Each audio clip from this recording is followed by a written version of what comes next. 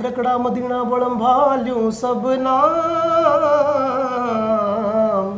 तो सुनिए मेरे लवे लवे के गाम, ओ सुनिए सीम जोड़ के गाम।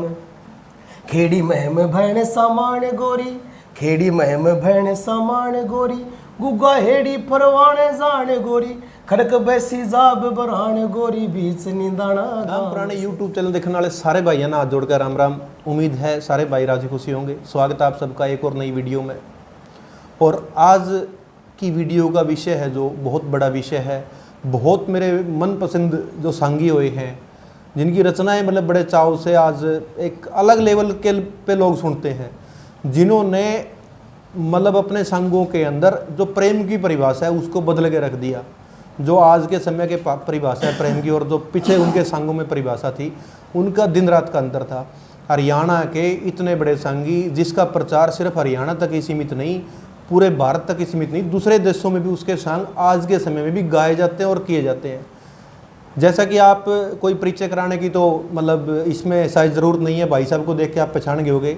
मैं बात कर रहा हूँ हरियाणा के बहुत बड़े सांगी स्वर्गीय मीर साहब राय धनपत जी की। राय साहब कितने बड़े कवि हुए हैं, इस बात का अंदाज़ा आप लगा इसको, उनकी प्रणाली कितनी बड़ी है। आज हरियाणा में जितने भी सांगी हैं जिनका आज मतलब बढ़िया काम चल रहा है, उसमें सबसे ज़्यादा राय साहब की प्रणाली के सांगी है, जिसका जमा रोड़ा रुका का सांग है आज के टाइम में। मतलब आप किसी एरिया में चले जाओ, कड़न कड़ियाँ उस सांग की जड़, उस बेड़े की जड़ राय धनपत जी से जाकर मिलेगी। कितने बड़े सांगी थे राय साहब, इस बात का अगर आपने पता करना है तो जो बुजुर्ग है जिसकी उम्र आज का मतलब 80-90 का दौर में पहुंच रहे होंगे, वो आपने इस चीज़ की सच्चाई बताया इसका कि राय साहब कितने बड़े सांगी थे। और उस टाइम में शायद मंत्री एमएलए की वो औकात कौन थी जो राय साहब के उस टाइम में उनकी जो हैसियत थी, परंतु वो कितने नरम मिजाज थे इस बात का भी आप अंदाज़ा नहीं लगा सकते, क्योंकि यह बात उनका गांव के बताया इसका जो निन्नाना के बुजुर्ग है। क्योंकि इसी से बहुत वाक्य हुए हैं जिन्होंने अपने मतलब उस टाइम में उन्होंने अपनी हैसियत से काम नहीं लिया, परंतु गांव का शामी एक नरम आदमी की जो छवि पेश करी थी। बहुत उम्दा व्यक्तित्व के धनी थे राय साहब। आज जो हमारे साथ भाई बैठे हैं, आज के समय में बहुत बढ़िया सांग का बेड़ा चला रहे हैं। परिचय में कराऊँ भाई का नाम है राय प्रदीप जी, और ये राय साहब के पड़पोते हैं। भाई प्रदीप राम राम। नमस्कार। राम राम। के ज्ञान बहुत बढ़िया, राजी खुशी। बिल्कुल बढ़िया। अच्छा, राय साहब की आप चौथी पीढ़ी हो जी जी। किसा महसूस हुआ है? बहुत ज़्यादा गौरव महसूस होता है, बहुत सौभाग्यशाली भी समझता हूँ अपने आप को कि चौथी पीढ़ी में मैंने मतलब उनका इतना सौभाग्य मिला कि उनका अपने पुत्र होने का मेरे को सौभाग्य मिला। कड़ियाँ जाओ हो आप लोगों का शामी न्यू बेरा पटा भाई राय धनपत का पोता है, पड़पोता है, तो लोगों की तरफ से क्या विचार आवा है? बहुत इज्जत मिलती है, बहुत ज़्यादा। जब से मैंने मतलब सॉन्ग स्टार्ट किए है ना भाई, क्योंकि घर से ये चीज़ जो मेरी ट्रेडिशन है लुप्त होती जा रही थी, परंपरा। क्योंकि कई दिन काफ़ी सालों तक मेरे गुरुजी ने सांग किया, राय जी ने काफ़ी उन्होंने इस परंपरा को सर्वाइव किया। उसके बाद फिर मैंने स्टार्ट किया, तो मैंने सांग किए बहुत गाँव में। सांग करते करते मैं खुद भावुक हो गया, क्योंकि इतना प्यार लोगों ने दिया। अब आधा सांग तो शर पुचकारण में जा लिया। आप संगी होंगे और राय साहब के पोते नहीं होंगे, ये सच्चाई है। और ईब आप संगी हो राय साहब के पोते हो, तो दोनों चीज़ों में आप क्या फर्क मानो? कितना फर्क ये है कि अगर मैं पहली बात तो अगर राय साहब का पोता नहीं होता तो मेरे को बहुत संघर्ष करना पड़ता इस लाइन में, क्योंकि ये लाइन भी बड़ी बनाई खा रहे हो। तो ये बड़ी बनाई खा रही है बिल्कुल। फिर अपन ने क्या कराया, उसकी संपत्ति को बढ़ाया नहीं कि घटाया। राय जी ने सांग बनाए, वो सांग से मशहूर थे, कवि थे वो, मन नहीं पची थी इस कविताएं करी। उसके बावजूद मेरे गुरुजी राय जी ने उन्होंने सांग बनाया, तो उसकी संपत्ति को बढ़ाने की कोशिश कर रहे हैं। उस प्रयास में हम कि उसकी जो प्रॉपर्टी है अगर बता नहीं पाए। कितना बड़ा नाम था राय साहब का? बहुत बड़ा नाम था राय साहब का। नहीं, आप के मानो हो अगर आज का टाइम में राय साहब को नाम होता तो के लेवल मानो हो आप उस चीज? राय साहब का नाम तो है आज भी है। नहीं समझे नहीं आप मेरे, क्योंकि वो जो उनका दौर था जब वो जीवित थे, देखो वो समय बहुत अभाव का समय था। लोग कुछ भी साधन नहीं होया करते, इतने आन जान के साधन ही थे, फसल बाड़ी के साधन ही थे, लोग मतलब भूखमरी बहुत ज्यादा थी उस लेवल में देखा जाए तो। आज तो सुविधाओं का दौर है। आज तो आप लोग आप सोशल मीडिया का माध्यम तो अपनी बातें 1 मिनट में पहुंचा दिया। हाँ, परंतु उस टाइम तो एक बात में केवल 10 साल में पहुंचा कर दी, कदे उस एरिया में राय साहब जानते सुनाते बात। तो ईब आज आप सांग कर रहे हो, राय साहब उस टाइम सांग कराया करते, तो कितना फर्क मानो सांग देखने वाले में सांग करने वाले में क्या फर्क? काफ़ी फर्क है, समाज में भी फर्क है काफ़ी चीज़ों का। और सांग में फ़र्क है, क्योंकि उस समय तो भाई साहब दंगल बहुत होने लगा। ये कमी आज का टाइम में सुनने वाले की है या सांगिया की है? आज के टाइम में सांगिया की भी है और सुनने वाले की भी। सांगिया की कमी है? सांगी ने अपनी ट्रेडिशन चेंज कर दी, उनकी भी ठीक ठीक बात है, क्योंकि उन अकॉर्डिंग टू ज़माने चल रहे नहीं। बस जो सोशल उसके हिसाब से चलेंगे, जो समाज के हिसाब से उन्होंने काम शुरू कर दिया। वह अपने अलग तरीके से सांग पेश करना, उधर से जो ऑडियंस है, श्रोता कम रह गए, अश्लीलता देखने वाले ज़्यादा रह गए, समझो आप। पहले संग में जिस टाइम राय साहब कराया करते, देखो आपने तो राय साहब देखे को नहीं, बिल्कुल भी नहीं। आपके दादा थे मेनपाल जी, जो राय साहब के लड़के थे। राय साहब का एक लड़का मेनपाल, मेनपाल जी का आगे 4 लड़के और 2 लड़की। 4 लड़के और 2 लड़कियां। आज मैं बताऊं आपने, आज बैठे हम गांव दनौदा में, दनौदा गांव में राय साहब की पोती है।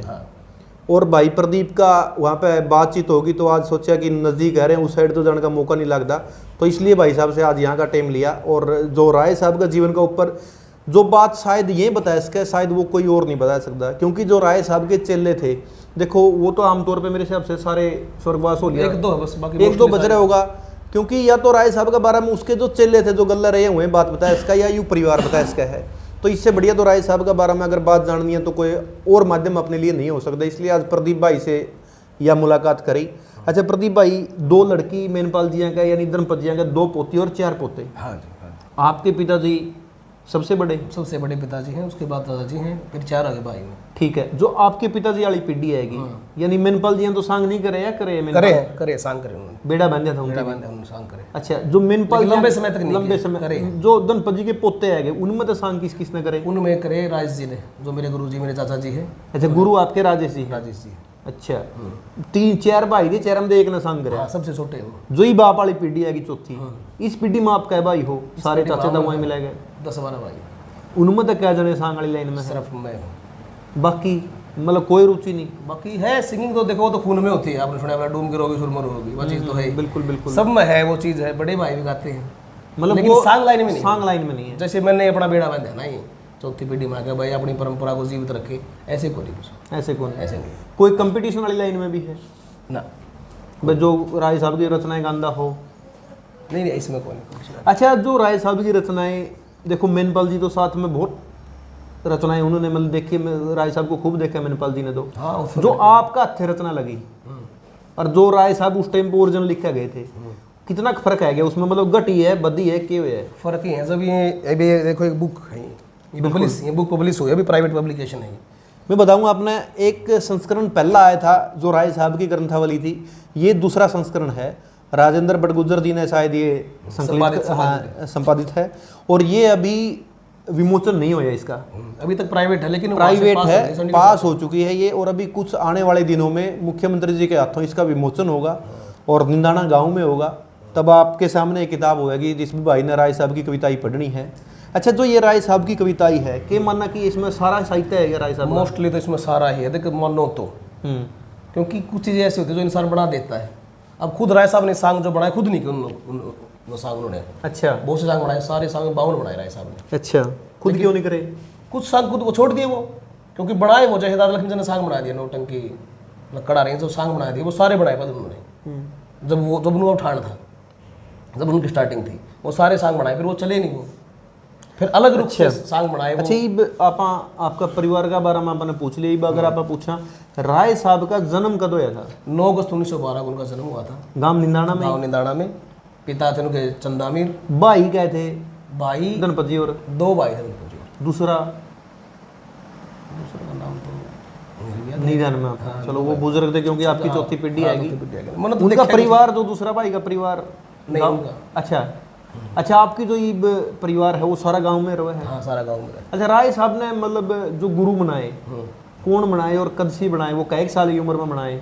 कुछ आपने बेराहू सुने हो आपके बुजुर्ग? बिल्कुल, राय साहब उस टाइम आते जो बनवा बोरी बिछा के नहीं सांग कराया करते, गाँव गए एक लोकल जो ऑडिशन सुनया करते ऑडियंस, तो उस टाइम वो सांग कराया करते। अच्छा, मैंने एक भजन बना, उसमें मैंने जिक्र भी कराया, भरत इतिहास अमर हो गया, फिर हरियाणा की शान होया, 9 अगस्त 1912 में पैदा धन पश्चिम विद्वान हुआ, इसमें वो है भी वो। तो उसमें मैंने बढ़ाया हुआ नगर सुनारी पहुंच गए, गुरु मिल गए जम्मू अमीर, जिनके गुरु ब्रह्म ज्ञानी बदले चेलियां की तासीर, सुन करने बाद गुरु के लगा ज्ञान का तीर, और मेहनत सेवा करके बदली सांगा की तस्वीर।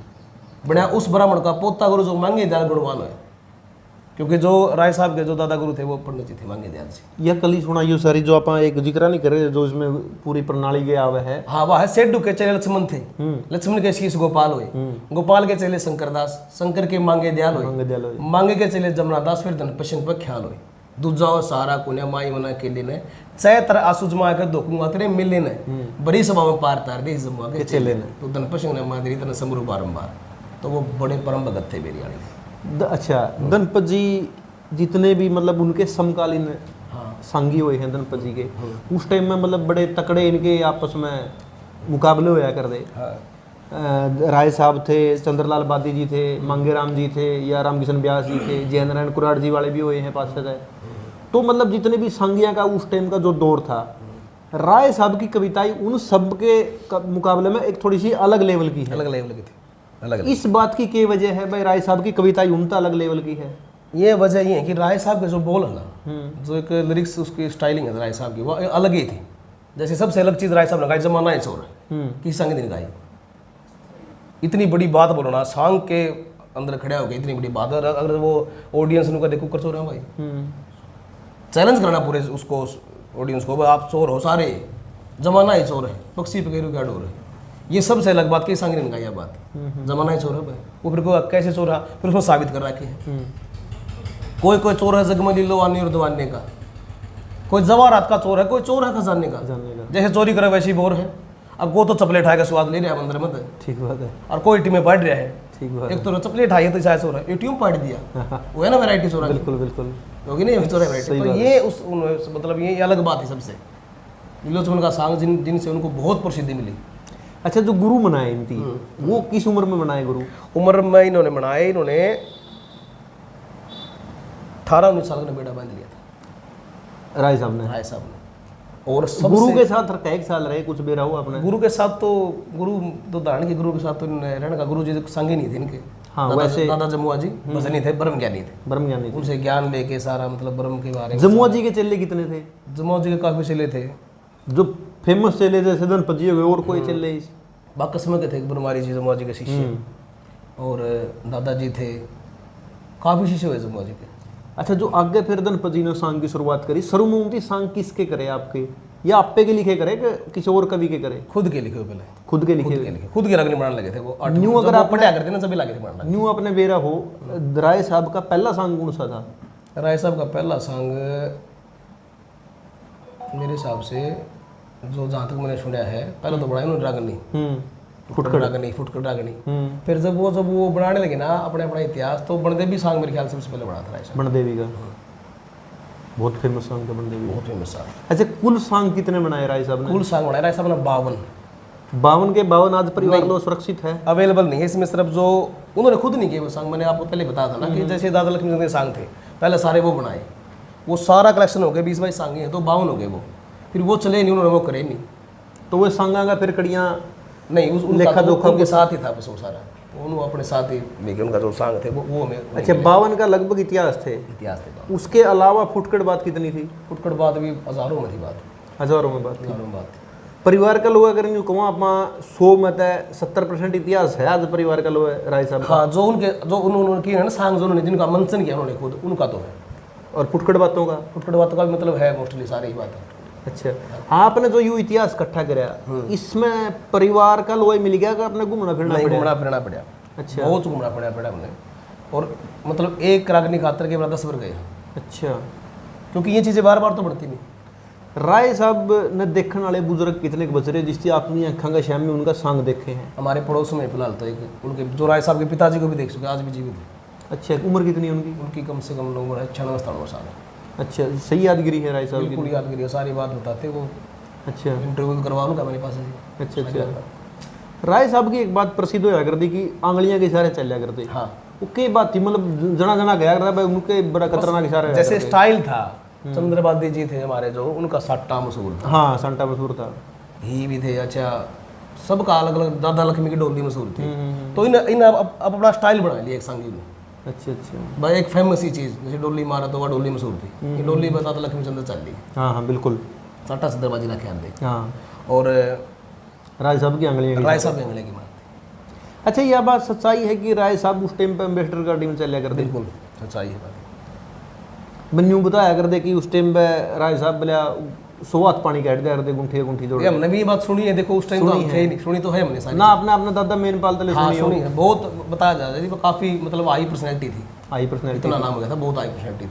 अच्छा, एक जिससे आप बात का जिक्र कर रहे थे, पीछे एक सांगी नहीं बताया था कि राय साहब कितने बड़े सादगी के वो थे, बहुत। कि वो मतलब गांव का शामी अगर गांव के तहसील में जा रहे थे को रोहतक काम और गांव के नीचे बैठे थे, राय साहब लगे उसकी ऑफिसर ने कुर्सी दे दी तो राय साहब कुर्सी पे नहीं बैठे, भाई मेरा गांव तले बैठा तो मैं कुर्सी क्यों बैठे। जो उस बैच के आईएएस थे ना, वो राय साहब के मित्र थे, बहुत घनिष्ठ मित्र थे राय साहब के। उन्होंने जैसे पता चला, उन्होंने राय साहब ने पता चला गांव की, गांव सब जानते हैं बिल्कुल बिल्कुल, गाँव वाले खड़े हैं, हाँ राय साहब चले गए तो वो बोले किसी ने पीने कह दिया, उनका जो भी था उनका पिए वगैरह, उन्होंने राय दिन पसंद गए, बोले अच्छा उनको तो मैं खुद लेने के लिए जाऊँगा, मैं हमारे तो खुद स्वाद करूँगा मैं, तो उनके लिए चेयर चार वहाँ पे लगा दी, बोला बैठो राय साहब, बोला जी मैं नहीं बैठ सकता। क्यों, मतलब अपनी जन्मभूमि से इतना प्रेम था उनको कि वो बोला मेरा गाँव तो खड़ा, मैं कैसे बैठ जाऊँ, मैं कैसे बैठता हूँ, बैठे नहीं वो। उनका फैसला हो लिया, जब जो सोल्यूशन उनका होया फिर जाके, बल्कि गांव वाले ने कहना कई भी जिम्मेदार बोला बैठ जाए भाई, लिखवा के ले रहे कर्मा में तेरी चीज बैठ जाए कर्मा में है कई, लेकिन उनका सोल्यूशन भी करवा फिर बाद। अच्छा, राय साहब ने जो टोटल फिर सांग लिखे, आपका बेड़ा चलाया, बेड़ा प्रॉपर कैसे साल चलाया राय साहब कम से कम 42-43 साल राय साहब ने सांग करे। कौन सा साल में सांग छोड़ दी थी फिर? बदरंग लग गया बाद फिर छोड़ दी। अच्छा, पक्ष बीमार हो गए थे? हाँ बीमार हो गए थे, पैरालाइज हो गया था। स्वर्गवास के कौन सी साल में हुआ इनका? 1979 में, एकम 80। हाँ। अच्छा, उस टाइम तक सांग छोड़ने ने कितना टाइम हो गया था जिस टाइम स्वर्गवास हुआ? सांग तो ही ना छोड़े को नहीं गए हैं, सांग में पैरालाइज होने के बाद भी सांग में गए, पैरालाइज होने के बाद भी सांग सही मुड्ढा बैठ गए। अच्छा, लास्ट में प्रकाश जी थे उसके, मतलब सबसे छोटे शिष्य प्रकाश समार खरक वाले, खरक बैसी नहीं गाँव, खरक बंसी वाले, ठीक है समझ गया हो, ठीक है। तो वो अच्छा, राय साहब के जो फिर प्रणाली जो आज के टाइम में चल रही है, जिस बात का आपने जिक्र कराया था कि राय साहब की प्रणाली सबसे समृद्ध प्रणाली, सबसे विकसित प्रणाली। अब यहाँ से लगाओ किसी सांगे का, फिलहाल हरियाणा के अंदर घनखरे सांगे तो पोते तो के बेटे भी छोड़ गए, बिल्कुल छोड़ गए, वो उनके साथ ही चले गई, बिल्कुल चले, उनकी परंपरा ट्रेडिशन उनके साथ ही खत्म हो गई। अब विकसित प्रणाली में आप ये बताओ कि उदाहरण, सबसे बड़ा उदाहरण तो मैं ही हूँ, चौथी पीढ़ी में आप जब राय धनपसी अपना पोता भी सांग करे तो इससे बड़ी विकसित प्रणाली और क्यों होगी? चौथी पीढ़ी में आप उनकी दही खा रहे हो। हाँ उनकी बिल्कुल दही खा रहे हैं सब। अच्छा, उसके अलावा आज का टाइम में हरियाणा में अगर आप देखा या यूपी में देखा, राय साहब की प्रणाली के कितने सांगी है जो बढ़िया काम चला रहे? जैसे एक तो हो गया आप, मैं तो सबसे छोटा भाई, नहीं मतलब जो सांग का काम चला रहे, देखो परिवार का बात चल रहा है, उसके अलावा हो गया आपने एक कुलदीप उमरा, धर्मवीर जी हो गए, और कोई सांगी इसके अलावा आपने जो इनके सांग काफी युवा भी काफी सांगी है, हमारे गांव से भी एक सांगी है युवा। अच्छा, दूसरे परिवार से वो भी सांग करता है, मतलब सांगी बहुत ज्यादा हो गई। एक हमारी साइड में और इंद्र कालन, हाँ इंद्र कालन बहुत, वो भी इन्हीं की आपकी प्रणाली था। अच्छा, टोटल चेले कितने हुए राय साहब के? टोटल चेले तो जो मैन है, जैसे मैंने आपको पहले बताया था, बंदा, बनवारी, चंदगी राम, चंदन मदाना, प्रकाश, प्यारे तारे, श्याम दरोदी वाले, और श्याम यूपी वाले, अच्छा रामधन बैसी से है, बहुत बढ़िया कवि है जो आप कविताएं कभी जीवित है, जीवित है। अच्छा जी, जो बहुत बढ़िया कवि है। अच्छा खोखुरी से बलबीर, मतलब काफी। पहला चेला कौन था राय साहब का? पहला चेला, इसमें एक सस्पेंस है। इब चंदन का भी नाम ले ज्यादातर। अच्छा, चंदन बजाना का, मदानिया। हाँ, क्योंकि मैंने तो भाई साहब रिसर्च ही किया, मतलब बिल्कुल आप तो देखो जो बात बुजुर्ग ने बताई उस तो ऊपर है। अच्छा, बंदा के बताओ है वो एक बैच के हैं, और श्याम दरोदी जी वाले जो ठहरो श्याम नहीं बताया कि इतना बढ़िया नेचा करता कि मतलब रेल रुक जा करती, मतलब आली भी न्यू कहने लग गए थे बड़दा ने ठहरो श्याम। उस समय का ठहरो श्याम वो गेर बन गया था, स्टॉपेज गेर बन गया था उस समय का ठहरो श्याम, क्योंकि कोई भी सुंदर जी होती उसको ठहरो श्याम कहते थे। उसके बाद जो एक श्याम और आया जिसकी कच्चे श्याम बताओ, कच्चे श्याम बताओ, वो कड़ा का था, वो या गांव है यूपी में शोरम।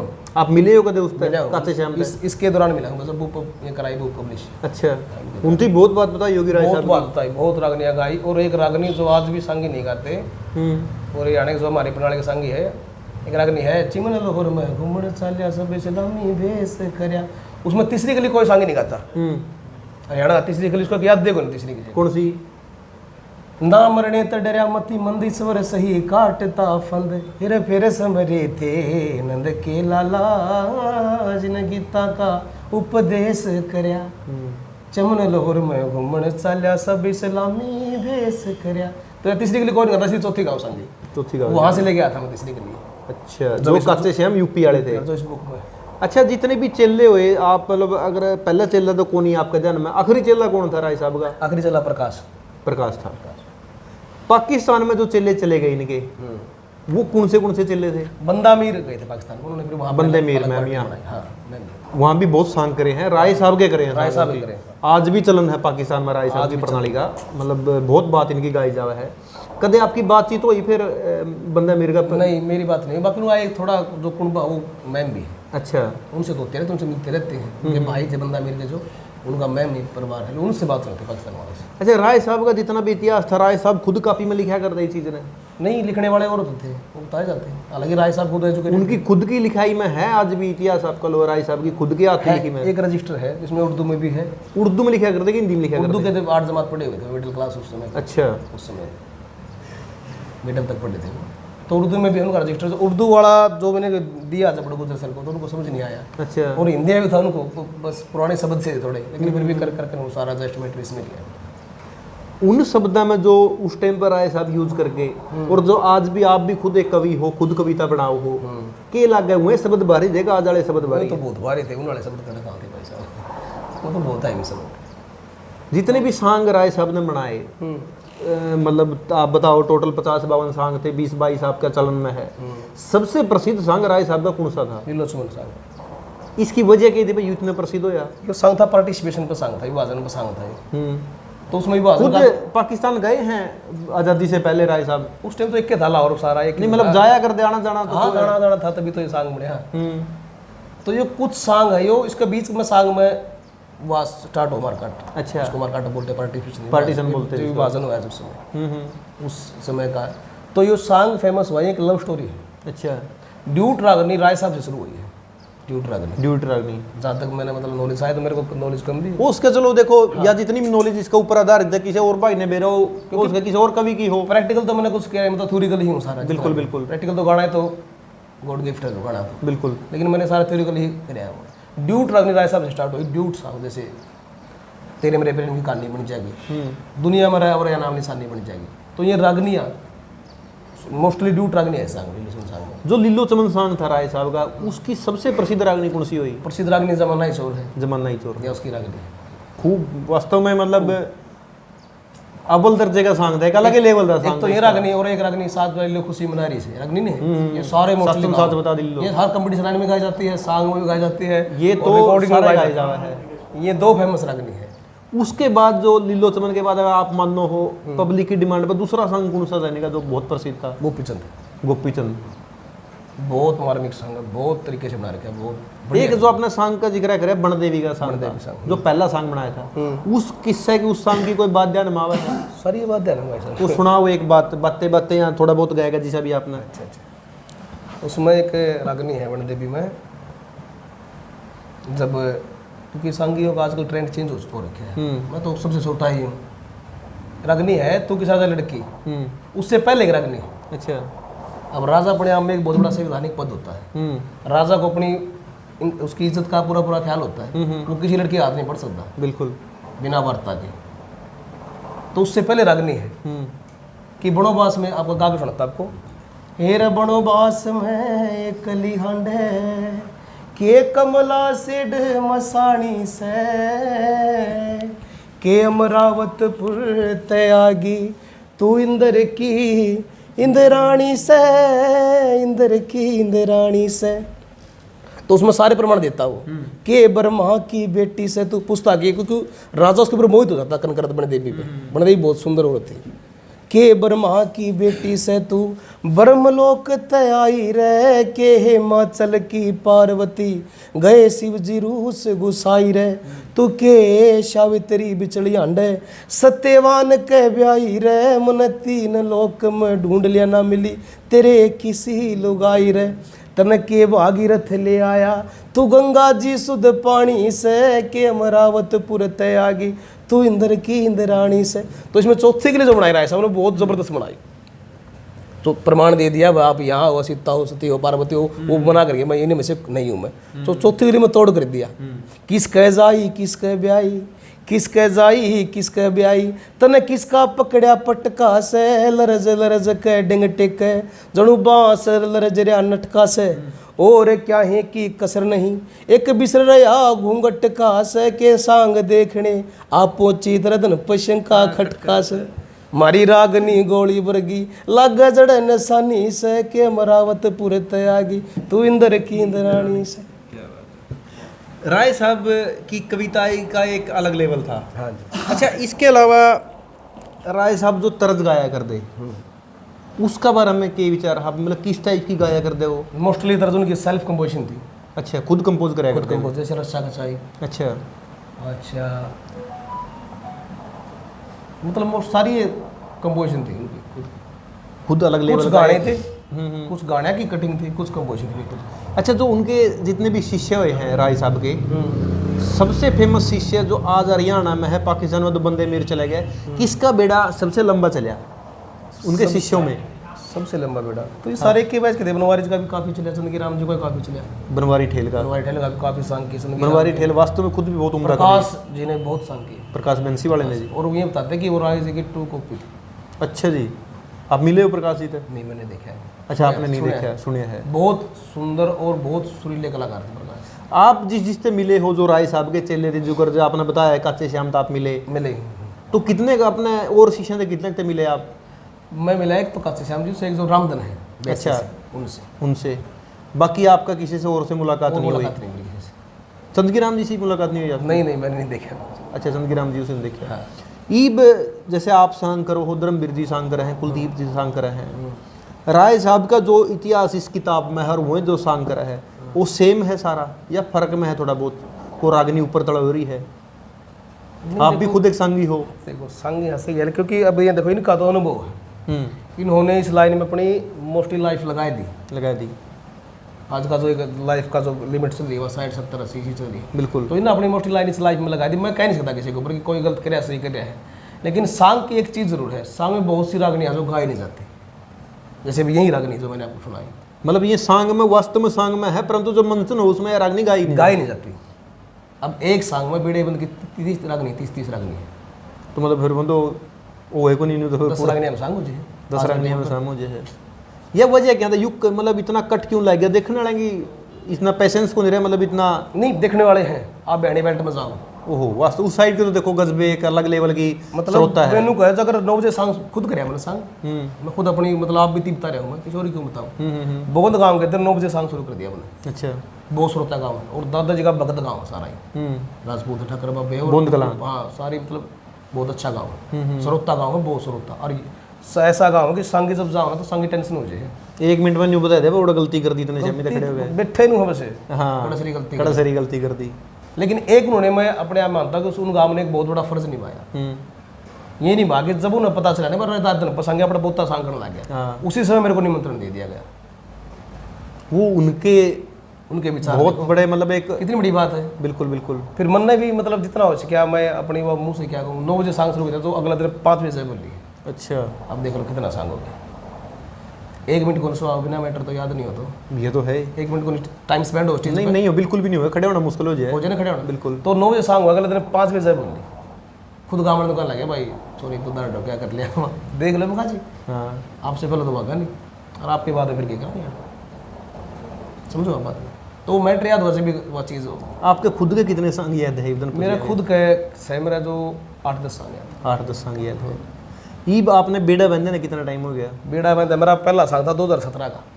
जो आपके गुरुजी वाला बेड़ा था वो आप बेड़ा आपने संभाल लिया या आपने अलग बंधे? ना वही है, कुछ बंदे आते जाते रहते तो वो तो चलो 1-2 चेंज होते हैं, तो पता चेंज होते रहते हैं पार्टी में। अच्छा, जो ईब आपका बेड़ा में जितने भी आपके ये म्यूजिक इंस्ट्रूमेंट बाजा है, जो राय साहब का टाइम में बाजा कर दे, उनमें इसमें क्या फर्क लग गया आपने? कितना फर्क है रहे? कोई खास फर्क नहीं, वही हारमोनियम है, वही ढोलक है। नगाड़ा थोड़ा चेंज हो गया क्योंकि पहले सीखते थे उसको। अच्छा, पानी वाला पोचा ला दिया उस नगाड़े में। अच्छा, उस टाइम सरंगी बाजा कर दी? सरंगी थी, क्लानेट थी। अच्छा, अभी हो तो सरंगी भी क्लानेट भी सर। आप कल सरंगी वाला कौन है आपका गलाई में? सरंगी वाला तो अभी तक मैंने को बुला नहीं, क्लानेट वाले मेरे अरला जी है। अच्छा, आ जाते कई बार, काफ़ी मतलब प्रोफेशनल है। उस टाइम जो बेड़े बंद, मतलब राय साहब का बेड़ा में जो होया करते उनके सजिंदे होया करते, मुँह कौन कौन होया करते जो उनका गला लंबा टाइम तक रहे हैं? उनके पास नानक अच्छा दोनों के ढोलक वादक थे। अच्छा। और नगारा थे कर सिंधु से बूंद। कर सिंधु से। अच्छा। और हारमोनियम पे आते आते रहते थे दाजी मैनपाल जी भी बजा लेते थे। अच्छा मैनपाल जी बजा लिया करते बजा लेते थे।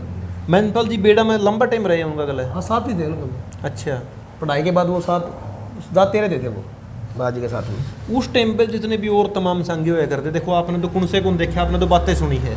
राय साहब के टकरे सबसे ज्यादा कौन सा संगी गला होया करते? मतलब एक टकरे एक कया कर जोगराज की भाषा में कहो हेल्दी कंपटीशन, कौन सा संगी गला होया करते? मेरे हिसाब से कविता के हिसाब से तो मैं 2 ही संगी को मतलब प्रायोरिटी देता हूँ। ये नहीं बक मेरे दादी इसीलिए। अब आपको मैं सुना भी सकता हूँ चीज़ें, मैं क्यों देता हूँ प्रायोरिटी उनको, प्राथमिकता में क्यों देता हूँ। बताता लक्ष्मीचंद की बातें और दादा धनपत जी की बातें, उनका मैं पूरा फैन हूँ। अच्छा। कविताओं का दोनों तरफ से इनका ये है जो कविता ही होनी चाहिए, कविता ही होनी चाहिए सच्चाई में। अब इसी से बोल है रागनी गादी राय साहब ने जितने राज सुनारा के मिनट का मोल खरीदे रागनी हो गया। खरीदे पर शब्द देखो आप कितने मिलेंगे आपने जब तोड़ होगा। जैनी चोर में रागनी है राय साहब ने हर सांग में अपनी अलग छाप छोड़ी है। ईरान जब छाप छोड़ दी बोट नहीं बिट दे, कटकेड़न चाह दी रांझा सर काट लिया करके चाड़ा नाड़ यो रागनी हो गया, इसमें ओठ नहीं बढ़ेंगे। अब जैसे धनपत करके पे बोट बिट गए तो वहाँ अलग शब्द रख दिया। याड़ा रंज आने का धंधा सीख लिया गाने का, एक सांगी नगर नंदाने का जचा सांग का आट लिया, 3-4 नचार यार संग साज का घाट लिया। सबता पूरी रागनी में मोड़ नहीं बिट दे, मोड़ नहीं बिट दे, अदर ठाकी जिसकी बोल रहा है। हाँ अदर छंद इसको बोलते हैं। और ये रागनी होगी हर सांग में एक अलग सी दी राय साहब ने। जैसे नल दमयंती में 9-11 गाई, एक तरह से 9-11 वह गाई। अच्छा जैनी चोर में जितने राज सुनारा के मिनट के मोल खरीद दे उसमें एर न थोड़ा लिया जिस तरह टूम दड़िया करे, 4-5 चिमटे लिया जिस टूम पकड़िया करे, सोना सुहाने लिया जिस तरह कणी जड़िया करे, संडासी लिया जो सोने ने डाटिया करे, कसौटी की पत्थरी लिया जो सोने ने चाटिया करे, कतिया और कत्ती लिया जो चांदी ने काटिया करे, मुंह बुंडे करेगा 12 के ना खाए खीरी मलीद दे। अब ये जो आप ये देखो औजार हैं मेरा अग्नि मेरे सैदर में याद हुई थी मेरे यहाँ। अच्छा। लेकिन मैंने मेरा कि मेरे को पॉइंट आउट करनी ऑडिशन बहुत मिल जाएंगे। क्यों बदल पता बड़ा बोलता तू अगर मेरे को ये बोले तो रागनी याद को नहीं है, अगर मैंने को दिन रागनी याद नहीं है तो बहुत इंसल्ट फील करूँगा। बिल्कुल सच्चाई, क्योंकि मैं उस वर्ष का बीज हूँ जिसने इतनी देखो कहने का न्यू मतलब है कि देखो धनपत जी है तो दूसरा कोई होना नहीं। हाँ बिल्कुल सच्चाई है, ना कोई था ना कोई है ना कोई होगा।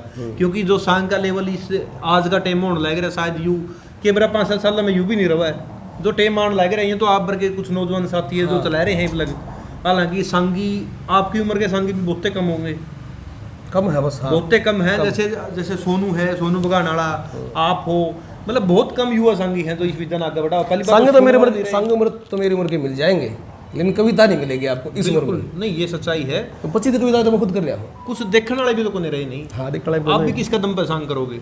ऑडियंस का है सांग, तो ऑडियंस का सांग है। जो ऑडियंस में तो 5 जने ने वाह नहीं की निखड़े हो गए तो उस चीज़ का फायदा भी, क्योंकि कलाकार ने भी कड़कड़ियाँ वहाँ चीज़ फील हुआ है, फील हो बस लोग सुनते नहीं, लोग देखते नहीं। सच्चाई। या एक जो बातचीत प्रदीप भाई गला करी राय साहब का बारे में, देखो इस 40-50 मिनट की जितनी भी यह बातचीत हुई है इसमें तो राय साहब का जीवन आप सम्मिलित नहीं कर सकते, परंतु एक मोटी मोटी बात थी कि कौन चेला था, कौन उनके गुरु थे, के उनकी रचनाएं थी। प्रदीप भाई फिलहाल सांग करा है। एक छोटी सी बातचीत, एक संक्षिप्त सा परिचय था यू राय साहब का। राय साहब की जो रागनी है या उनकी एक अलग तर्ज है, उन्हें प्रदीप भाई पे आप एक अलग वीडियो में सुनाएंगे 2-4 बात जो बहुत कम गाई जावा है राय साहब की, या बहुत ज़्यादा गाई जावा है। 2-4 आप बात इसी सुनाएंगे।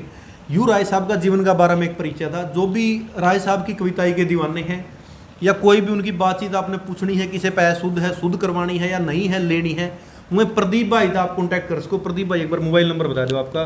भाई मेरा 8708362051। हिंदी मोर बता दे। 8703862051। 8703862051 यू प्रदीप भाई का नंबर है। आप कोई भी सांग का बारे में, रचनाओं का बारे में, राय धनपत जी की जितनी भी रचनाएं हैं या जिसने कोई सांग का बारे में कोई बात पूछनी है, प्रदीप भाई खुद एक सांगी है और सरकारी सांग भी करें और वैसे साई के सांग भी करे हैं। आज का टाइम के इस दौर के बहुत बढ़िया सांगी हैं। पहली बात तो विरासत में इनकी जो मिला है उस चीज़ ने संजो कर रखा है और कुछ अपना नया मसाला भी उस चीज़ में ये आज शामिल करने लग रहे हैं।